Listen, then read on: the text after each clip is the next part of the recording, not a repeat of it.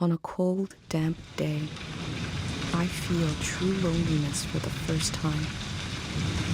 Nobody could have described with words how big this world is, how it goes and goes. I passed through it, where others passed before me.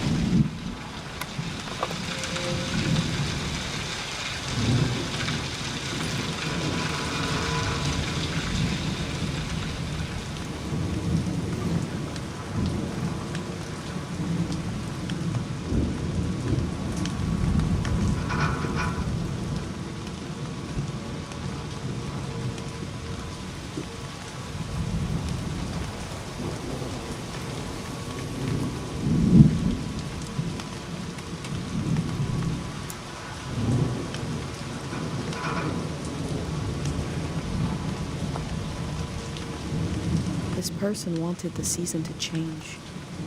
Why?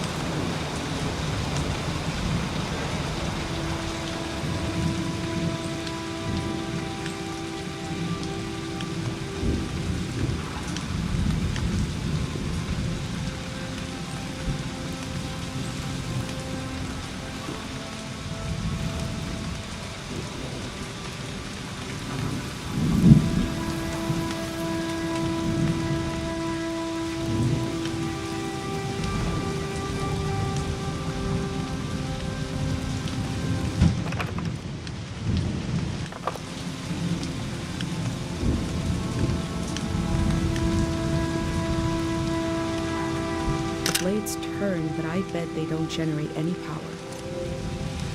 Probably just swirling the air around.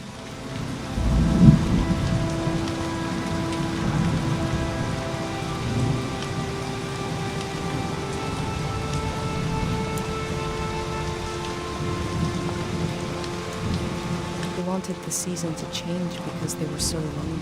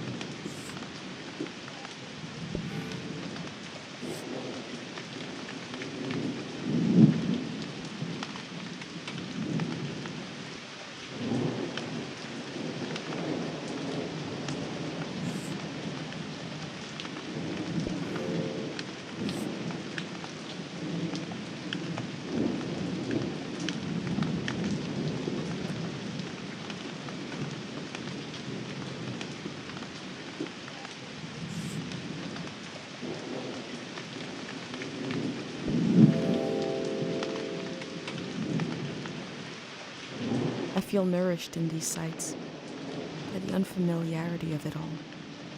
These means of connection, long in disuse, are certainly telling me something about the world. Will they be used again in the next season?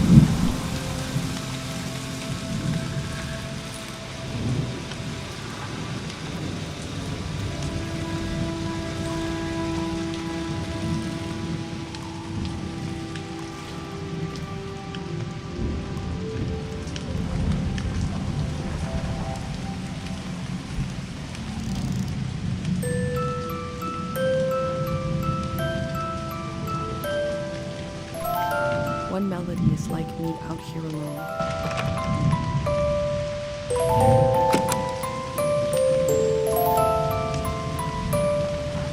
I have a feeling they use these music boxes to fall asleep.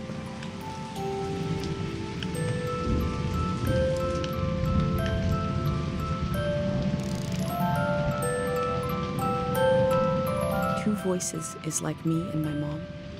We can survive. But eventually, we need more.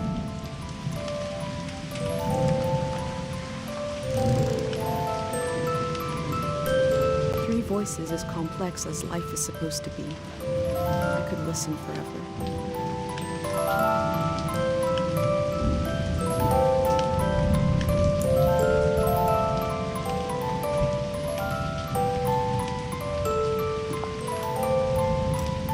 They kept themselves company with music.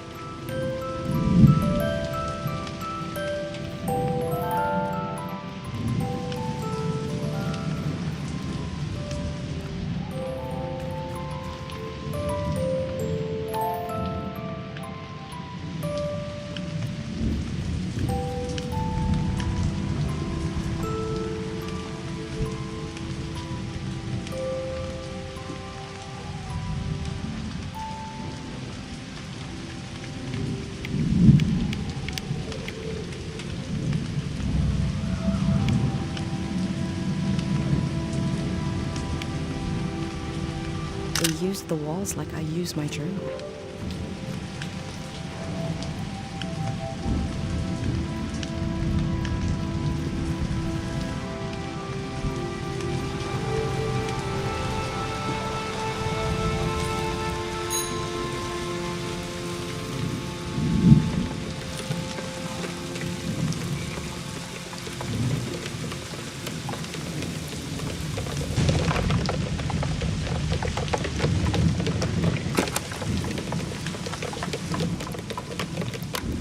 was a kid, I heard voices talking inside the sound of rain. I still listen for it, even though I know it's not there.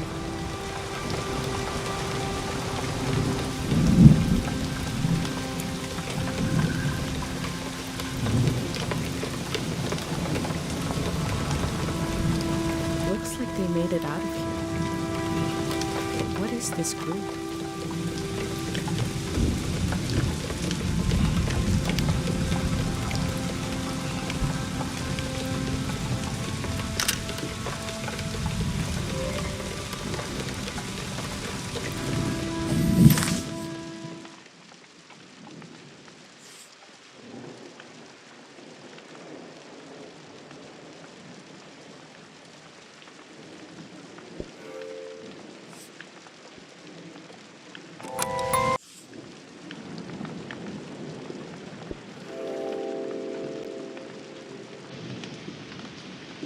Time seems to pass differently around here. I feel so heavy and so light at the same time. I'm not really alone. I'm with myself. I'm with the earth.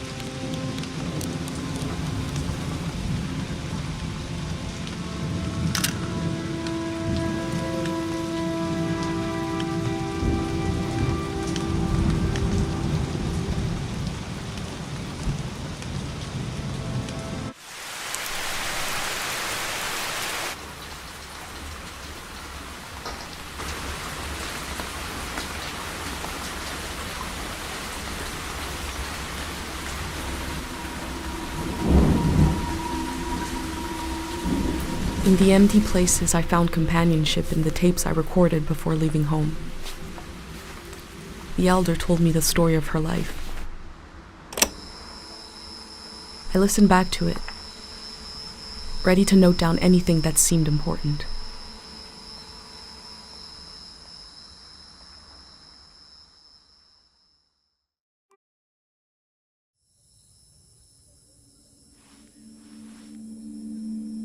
Let's set the scene for the listener, whoever that might be. This is the elder speaking.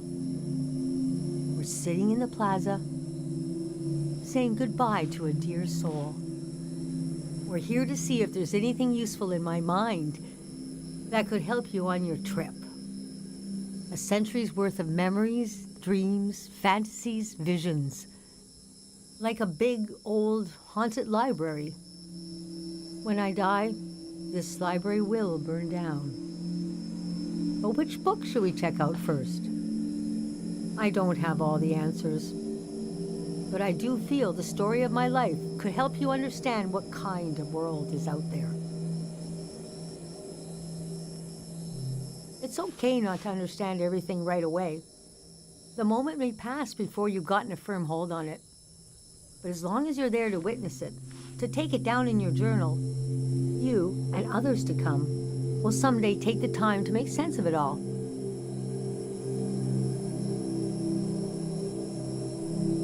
I heard, somebody told me, you want to capture what it's like to be alive during this season, for the future? And you want to understand why and how the season is going to end. The season of my youth is long gone. But I can tell you what that season was like and what I know about how it ended. Francis Cale, if you must know. You can call me Frank. Or Elder. Or the Elder. Or Elder Frank. You know, whatever. I don't care. I was born on the ocean. My mother and father worked on a cruise ship. The short-lived but glorious watery republics. Floating cities. Most won their independence by the time I was born.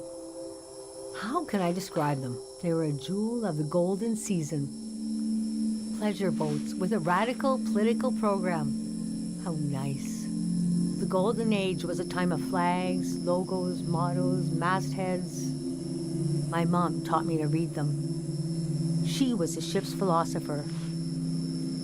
My dad was a recycling engineer. Recycling on the ship was a matter of life and death. We had to get the most out of every object and watt of energy.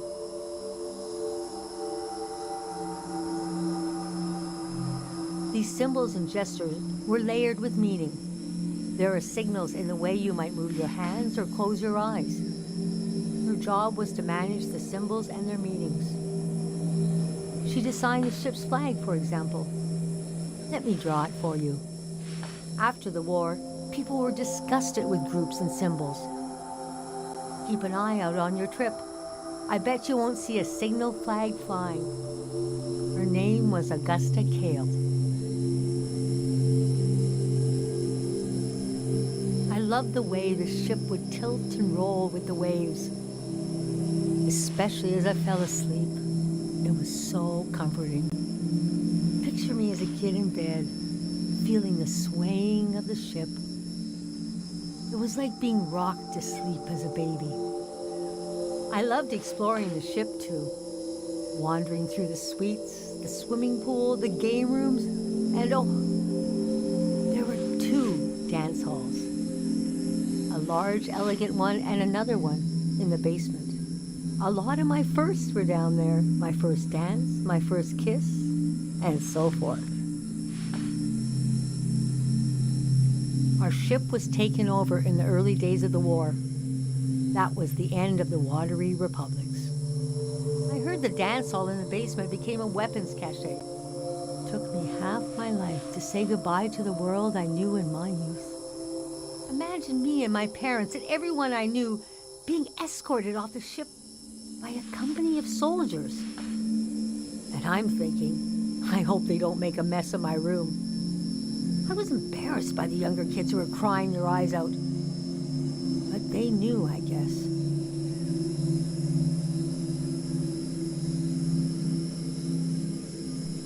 Yes, The start of the war was a turning of seasons, and we had been warned this season was going to end. Oh, but we didn't understand the warning.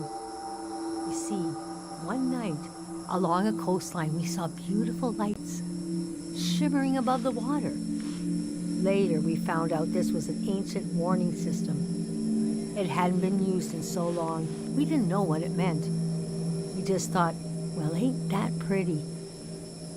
We tried to stick together and camped out on the coast of the prismatic grounds. A kingdom of art and science. They got rich during the golden season. Everything that made them beloved before the wealth came. Passionate, uncompromising, self-obsessed. Made them unbearable once they had power. Artists make terrible kings. Are you sure you want me to keep going? The story gets darker from here on. Okay, so conditions in the camp were getting worse. My mom got lost in thought for long periods of time. She'd be completely still for hours, days even. We realized she caught, well, now we call it time misperception disorder. It's when you lose your ability to tell how much time is passing. A minute can feel like an hour. A day can pass in 10 seconds. What's so hard is the feeling of absolute loneliness. Normally, we're all at least roughly in the same flow of time. But with this disorder, you walk alone, truly. We heard about a traveling doctor who could cure these kinds of diseases. I decided to go find him. I found out his name was Dr. Fumio, and he traveled with his son Lucio. People talked about him like he was a god.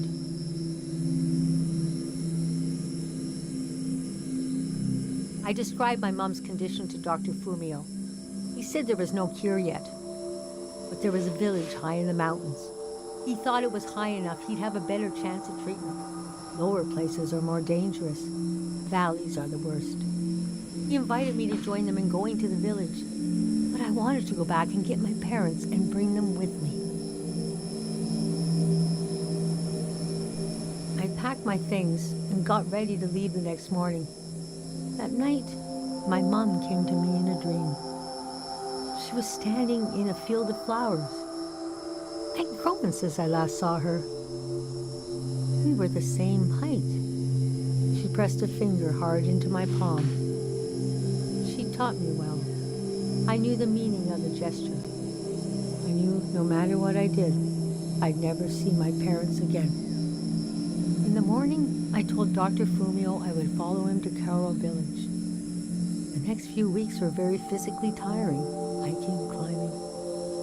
And when we found the village, building, planting, cleaning, Fumio brought sick people from all over the world, and they got better. The treatments worked. Everyone was healing. So why couldn't I? One day, we got word the war was over. We never found out how it ended. It was like peace just swept over the earth in a split second. There was a party in the plaza to celebrate the end of the war, but I couldn't bring myself to go. Yes, it was over, but it had taken my home, my family. That night, as I was falling asleep, I felt the bed tilt and sway gently, as if it was being tossed on the waves of the ocean, as if I was back in my bedroom on the ship, as if I was back in my mother's arms, being rocked gently to sleep. I knew I was finally home, and nothing could hurt me.